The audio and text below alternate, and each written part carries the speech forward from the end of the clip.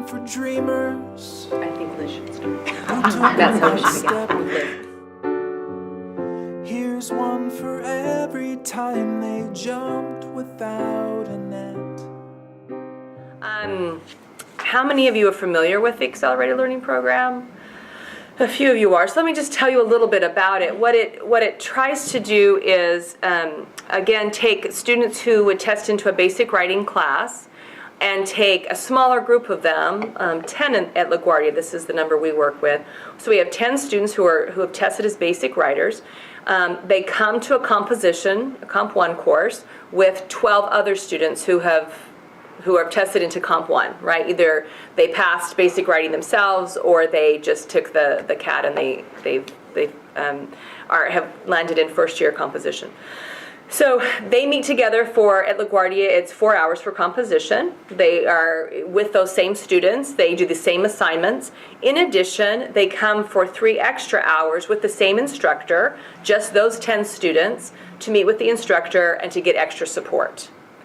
The extra support across the nation looks like it's a lot of help with, they support the classroom assignments for the first year writing course. They talk about affective issues, meaning everything that happens outside the classroom, right? Again, bringing the outside into the and talk about, okay, so you weren't here the past couple times. Do you want to talk about what's going on in your life? Is there something that we can do to help you? Is it a financial aid issue? Maybe we should all go over, or have someone from financial aid come to our class and talk to us. They spend a lot of time talking about that, and or talking about time management, that old gem. Talking about helping students just get through, how do you plan so you have enough time to do all the work that you've been given. Things that students really absolutely need. So that's where their focus is everywhere else around the nation. I think that accelerated learning program model is great. I'm teaching in it. I'm teaching actually both versions. I teach the 1 hour, we call it ENC course, and I teach the ENA, which is our ALP version, and both are very effective and frankly very subversive, because they allow students to bypass some of the restrictions that the basic writing course imposes on them within CUNY. That said, if basic writing were credit bearing, I still think it's an important model. The problem is when it's not credit bearing, that creates all sorts of roadblocks for our students that they don't want to do. Our department was happy with the idea of piloting this, and so we Which ran was amazing. Yeah. We ran with it, and it's been, and it really has been kind of a big change. For example, after what semester are we in? We're in after I have statistics for 5 semesters.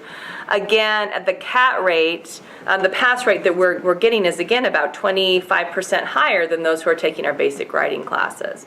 So that's a lot more than 6%, right? That's just it's a whole lot more. We're doing doing much greater work and helping students in these bigger, larger ways. And these same students, I don't think anyone will be surprised to hear, they're passing they're fulfilling their 101 requirements at a rate that's not that far off from those who are in the Comp 1 courses, right? I mean, like, the statistics are really small. Our pass rate for the Comp 1 is 74%, and for regular first-year compositions, there's a 79. So it's within 5. Again, that small, very small percentage. So the students who, again, anyone who's worked with basic writers are perhaps not surprised to hear that the students who are these basic writers in these courses are often better students. They're often better writers if you give them time and give them a chance to draft and actually go through the writing process. So I feel like the reason that the Accelerated Learning Program works is because it is, in fact, teaching writing in a context that isn't a standardized test. This, sit down for an hour and a half and write an essay that people that you've never met will read and tell you. There's a context. There's some basic in the teaching of the larger issues of composition, you get into the whole writing process, and you get a chance to talk about the whole writing process. I just feel like that makes all the difference in how students understand and receive the instruction for writing, period. I think that's what makes the difference. I do believe that the acceleration, the big change here was an institutional change. It was in the acceleration itself, not necessarily in one instructor just being that much of a better instructor. I do think it's the model itself and the way the course is arranged. And I think that it took that kind of huge institution, so the institution has to commit money to this kind of, the way we teach it, for it to work. Of course, if you teach in CUNY, what you teach, of course, is how to pass the damn catwalk. So that's what we spend a lot of time doing. We have to spend some of our time doing that. But the difference is I don't have to spend all my time doing it. And when I do, again, it's this kind of, like, it just seems much, of course, when I was teaching basic writing, I would always talk about how these skills transfer to these larger skills. But in this accelerated learning program, it is immediate because we're doing an essay that employs these other skills. So when we talk about drafting or brainstorming, we'll talk about it in terms of a CAT essay, sure, but we also talk about it in terms of the essay that I'm asking you to write about discourse communities and that kind of thing. So it just seems more immediate and therefore more helpful. This was Kathleen DeVore from Minneapolis Community and Technical College. She said, accelerated pedagogies are meeting needs of highly motivated basic writing students. But the thing I like about the accelerated learning program is that we work very hard to take all basic writing students. We really do try to take them, again, with a score starting at 36 up to 55. Not that the lower scores necessarily are going to pass, but the movement in their scores is quite tremendous. So it's just, again, I just want to say that I don't think it's just for highly motivated students. I do think it really is for a larger swath of the population. Having started with the idea that, yes, of course, there are some students it doesn't work for. We have found so far, again, only 6 semesters now, or 8 semesters that we've been doing this. Students with severe second language issues, sometimes this is not the course for them. They need more time. They just need a little bit longer time. It seems acceleration doesn't. They usually are the ones that write very, very well when they're given the chance to revise. They're the ones with the really good learning habits, so they're the ones that go to the writing center every single week, and they're the ones that, so again, when I give them the 3 weeks to write an essay, they're the ones that they're getting B's and high B's and A's, but then they can't sit down and write this CAT essay, so to me, highlighting one of the many flaws of this essay in the first place. Okay, so, the second part of this, it says that acceleration also looks like the way to end developmental ed that so many administrators and legislators are pining for. I do think that's the case. I think that this is the dream of so many administrators and legislators. I think that's exactly right. Can we do this faster? Can we get rid of this problem quicker? Can we, this is a worry. But like Liz was just saying, I do feel like here's a space for us to kind of make our pedagogical choices, and it is much more linked to the overall teaching of composition than so many other models. One of her questions is, are we losing ground here as basic writing as a credit-bearing course? And I think yes, the answer is, right, that the acceleration model, the one thing that it does hurt us with is trying to credit-bearing for basic writing courses. But what it does, and this is why other administrators love it, I have a student in my class right this semester who she's taking a college level, because she's taking this course, the college allows her to register for a critical thinking, another college level course that she couldn't do if she was stuck in basic writing hell, right? Until you get out of that, she's stuck there. Because of this course, it allows her to take these other courses and to prove herself there, and she's doing very well in that course. So, I mean, that's another thing that the program does. It does require more commitment from administrators because it is more expensive to run. We are very lucky that that dean of students that I was talking about before became the provost, and he really believes in the program, and he goes out seeking for that money for us. So I don't have to go and write those grants and try to get that money. The English department doesn't have to do that. He does that for us, and we just benefit from it. I've talked to many other people and other programs as they try to get these going. They are fighting with administrators to try to make it work. I don't think it can work without having that kind of support.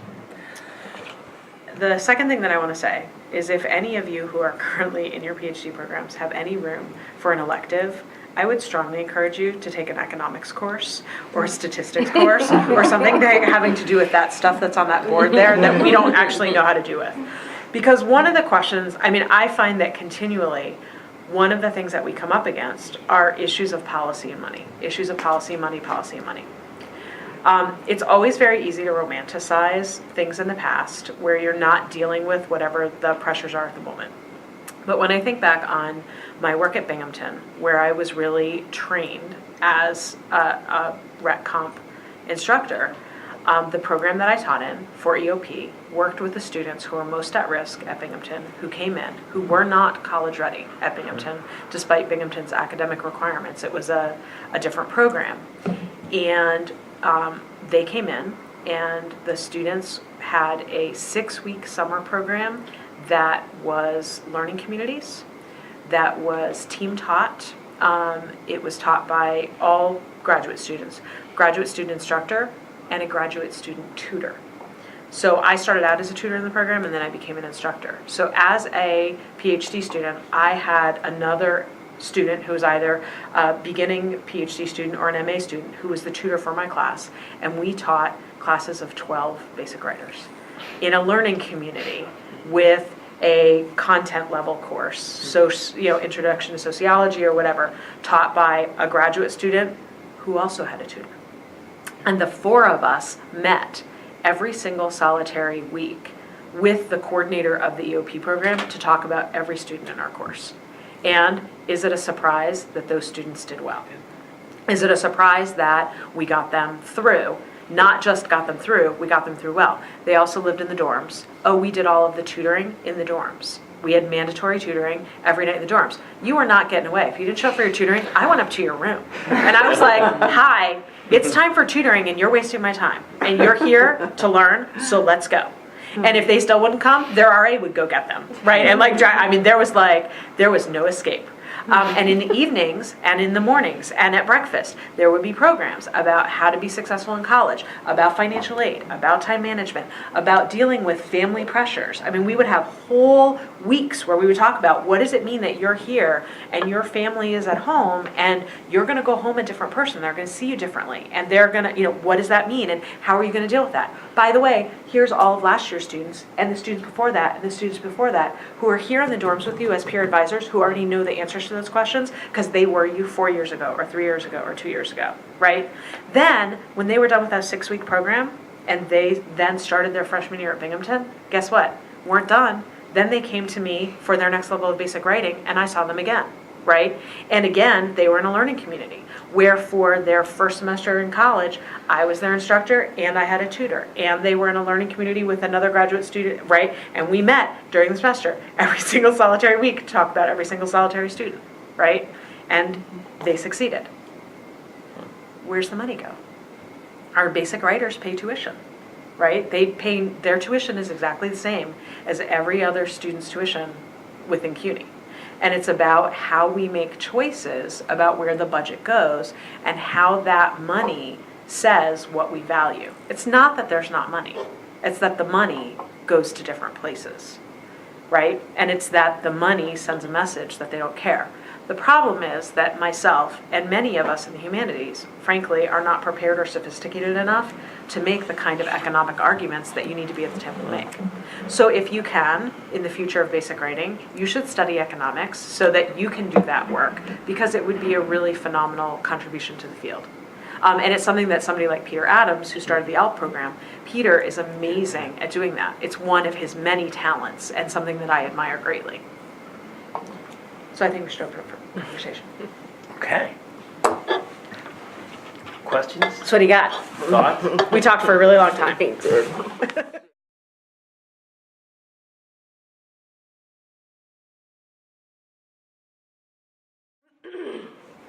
I think that, I think the short answer to the question, shouldn't we keep some full developmental education sections for students with more profound instructional needs? I think the short answer is yes. I think that we find that in the accelerated learning program, it doesn't serve the needs of every student. I think that is just a truth. What concerns me is then how do we serve them? Because it is proving to be the most effective way to get basic writing students, and I can talk a little bit about why I think that is true. And if that isn't working, then what is it that's going to make a difference? I think this remains my biggest concern, and trying to figure out, again, the phrase I'll use is move the needle. We tried to create another class for the people with the very lowest scores that they would go in, and I was given that class to teach, so it wasn't just basic writing, it was really basic writing. It's like basic. Basic.